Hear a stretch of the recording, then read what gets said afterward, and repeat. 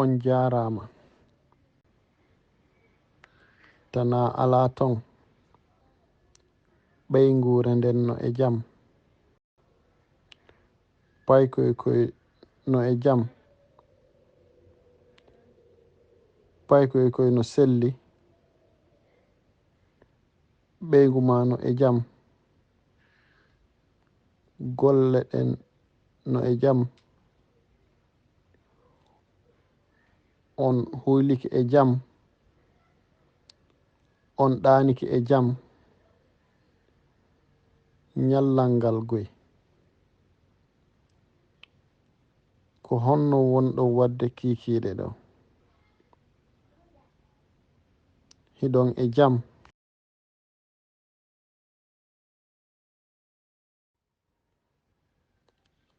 mi yehi en bimbi en yiiday jango bimbi en yiiday sineeɓi en kikiɗe en jemma on jaarama nani ñallen e jam waalen e jam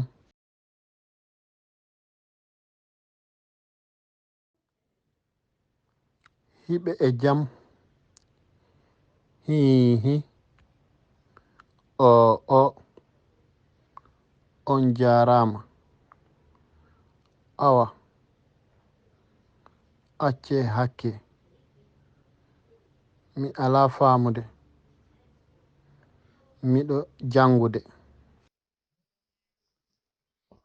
We're gonna try to keep this going long term. So I want to briefly get into a little history about the Fulas from kind of what I just read from that one Pula book that I've shared that we used in the past, the free download. I've read an interesting story there that I actually like to share with you guys. So it starts off.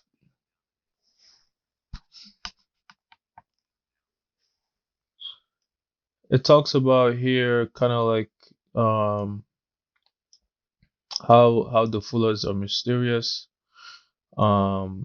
First of all, it talks about the importance of why this language is a good choice to learn. Say if you somebody who's interested in traveling to the African continent, or say you're actually Fula by culture, or your parents are Fula or whatever. You're born overseas, and maybe your parents didn't teach you the language at home. It kind of highlights here that today there are over 2.5 million speakers of the Futa Jalo dialect, and out of around 14 million Polar speakers total.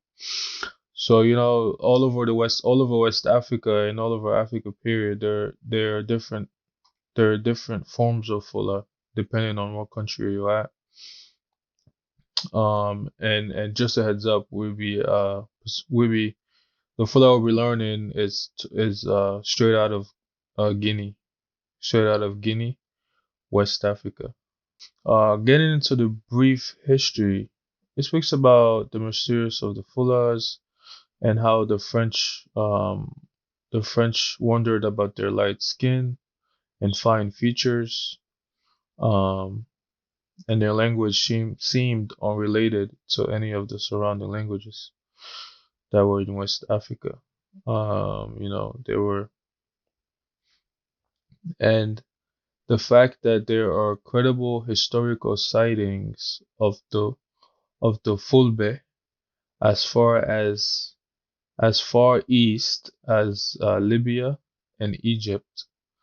The Fulbe themselves like the idea that that they are somehow mysterious.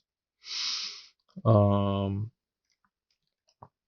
it also talks about more recent research in anthropology and linguistic, and leads support to following stories. The Fulbe originated north of Senegal River in what is now Mauritania. They traveled widely, some wandered east, where they were Islamicized by Arabs or Berbers, and eventually returned west. Fouta Djallon was settled by Fulbe in two waves. The first, possibly as early as the 13th century, consists of pagan, non-Islamic Fulbe, known as Pulli. The second began in the 16th century and consists of Muslim Fulbe from Messina and what is now known as Mali. So Muslims beginning in the 16th century Muslim Fulbe, which is in the Republic of Mali. So at this time where say Islam was still new to the tribe, there was two parties. One that the non say the pagan Fula, and the Islamicized Fula, and um and it says here that I guess the Islamicized Fula got fed up with the pagan drinking and dancing, and they this is how they ended up declaring the holy war. This jihad was long and bloody, featured a number of atrocities. If the Fulbe own oral history is to be believed, so this is actually from the Fula tribe or Fula people's own um oral history. So they said around 1725, the Muslim Fulbe has established and Sharia under Islamic law has established their kingdom around near present day Mamu, who used to be known as Timbo. Okay, here this is where it gets interesting. It says from outside this kingdom, from outset this kingdom was plagued by power struggles. The descendants of the first Al-Mami, and Al-Mami quickly split into two houses. One was known as the Alfaya, and the other one was known as Soria, um, which fought more or less, uh, they fought more or less throughout the history of the kingdom. They had a system, a form that was formalized in which there were always two Al-Mamis, one from each house, who would trade off power every 2 years. In practice, this didn't work out very well, as one might expect, and one might expect the the the up and coming Almami, uh, the up and coming Almami's head to be cut off and delivered. The French was able to establish himself in all the surrounding areas long before they made any heavyway in the Futa. They were finally able to capitalize on internal power struggles and on Labe hopes for greater autonomy. Mm. In 1896, Poridaka, the Battle of Poridaka, the French, along with armies of Alpha Yaya, chief of Labe, defeated the last Almami Bubakar Biro. Bubakar Biro. So these are interesting names to look up and actually read up on and see if you can get more information. The colonial authorities moved quickly to consolidate their power over the area, putting puppet chiefs in place, dividing the Futa in order to strengthen leaders favorable to them, and little by little diluting the role of the Al-Imami. As Alpha Yahya watched his uh,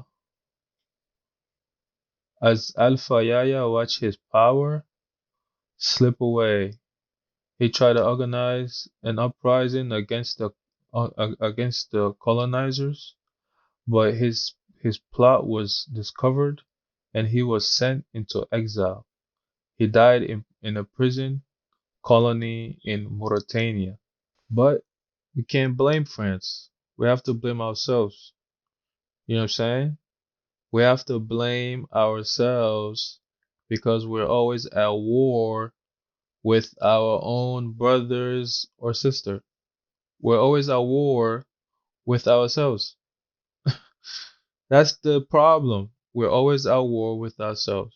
If you enjoyed the new video, you see the um I'm paying for I'm paying a new editor to edit our videos, and he made them a little cooler than just the old way I was doing them. Hope you enjoy. Peace.